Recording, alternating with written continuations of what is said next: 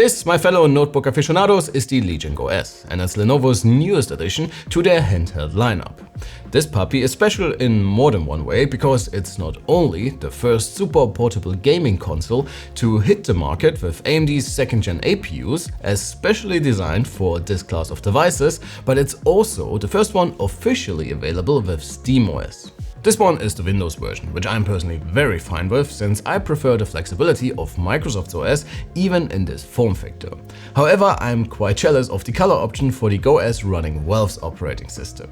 And while everything about this one, be it the sleek new chassis, the large 8-inch 120Hz VRR display, and some nifty control features looks and feels pretty good, there's quite a big catch, and it mostly revolves around the new AMD Ryzen Z2 Go. Even if it may sound like a new CPU with its integrated GPU, it does not really perform up to snuff compared to the already established competition.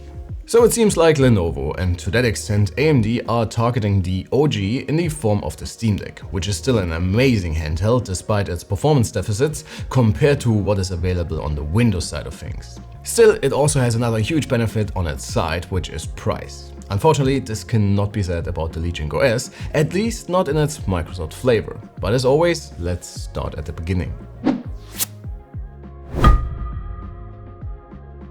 In addition to the APU running the Go S we already talked about, my sample comes in the lower end variant, betting on 16GB of RAM, a 512GB SSD and the previously mentioned 8-inch IPS display.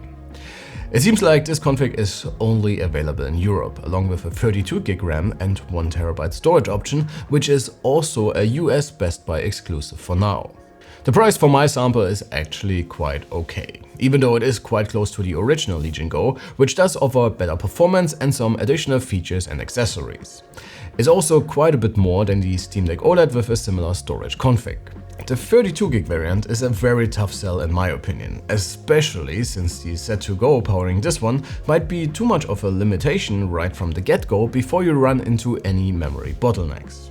But let's start with the good stuff for now. The Legion Go S feels and looks great, both ergonomically and aesthetically, especially in the stark purple color of the SteamOS version. It is very comfortable to hold and manages to stay within this Goldilocks zone of being heavy enough not to feel cheap, yet light enough to allow for extended gaming sessions. There's nothing to complain about in the I/O department with a pair of USB-C 4s and the obligatory microSD card reader. However, I must admit that the overall control quality on the other hand is a bit of a mixed bag. After the super clicky and direct D-pad and ABXYs of the Zotac Zone, the Go's variants feel a bit cheap and not very satisfying, even though the triggers are quite solid and offer an instant trigger switch to reduce travel for shooters, for example. The menu buttons also feel stiff with a pretty harsh click. I'm not saying it's all unusable, but again the competition is doing a better job here, and as far as I can remember, even the original Go offered better feeling inputs. And like the original Go and the Steam Deck of course, the Go S offers a touchpad, but it's so tiny that it really just serves as a mouse substitute. It does work well though and helps to make navigating Windows a lot easier on occasion. But where there's shadow, there's also light, I guess, and I'm a big fan of the screen here. No, it's not OLED, but it gets bright, offers solid contrast and viewing angles, and you can say goodbye to tearing with AMD FreeSync support. Factory calibration is a bit off, which I would say is acceptable for a purely gaming-focused device, but if you cannot live with the bluish tint, our calibrated profile will be available for download once our written review goes live. Before we finally get to our performance results, let's talk about software a little bit. And Lenovo definitely did their homework here. While I hardly use the Legion space, their hub for starting games and giving you access to all of your more general settings, it is very well done overall and worked without a problem or hiccups during my testing. The overlay, which you can access with the settings button, worked great, though there is a slight delay on occasion before it pops up. But here you have everything you could need while playing and then some, and Lenovo did a great job with the design and functionality. But let's finally talk about what AMD's newest APU specifically designed for handhelds can offer. And to be honest, you will really have to manage your expectations here, since there's only so much a 4-core 8-threaded CPU can do.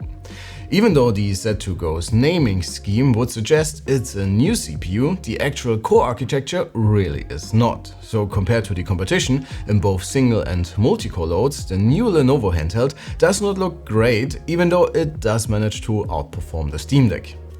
Of course, GPU performance is much more important for a device of this class. Unfortunately, it doesn't really look a lot better in our synthetic tests, and pretty much the whole stack of the 2024 competition performs a lot better here. So how about games? Well, again, it does manage to outperform the Steam Deck, but that's really the only good thing I can say. And by the way, I did our testing in the Legion's highest performance setting, which fuels the Z2Go with up to 35 watts, which is actually in line with the power draw of the Z1 Extreme in the RG Li-X, for example. Despite all of that though, it does not mean you cannot have fun with this one. I found that lowering the display resolution to 800p is actually a much better fit for the silicon. It still looks quite decent on the Legion's 8-inch screen and enables much better frame rates, especially in titles supporting FSR.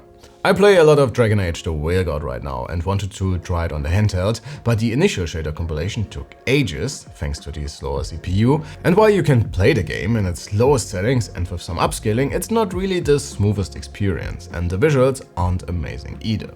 But again, I still had a good time with the Go, especially when you choose games that are a better fit for the hardware overall. So if you are into indie titles or generally lighter games like Hades, which I finally tried on the Go S, this is definitely not a bad option for your on-the-go gaming adventures, especially considering battery life and noise in the lower performance modes. Speaking of noise, as always, we recorded some samples for you with the corresponding wattages and temperatures.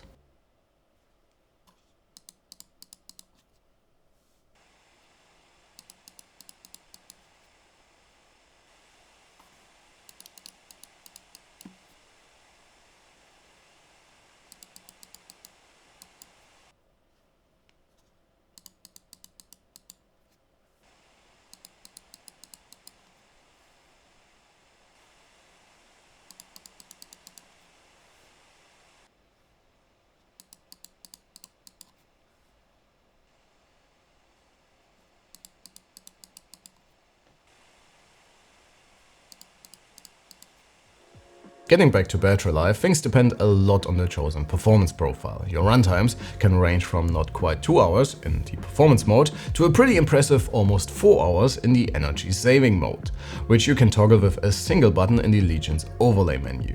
The problem is that the APU runs with just about 10 watts, and you will really have to look into lightweight games to combine these runtimes with playable frame rates. So again, in Hades for example, getting above 60 FPS in the native resolution is not really a problem, and you do get a mostly quiet handheld with quite a bit of endurance. Alright folks, so this is the new Legion Go S, and again, it's a bit of a mixed bag.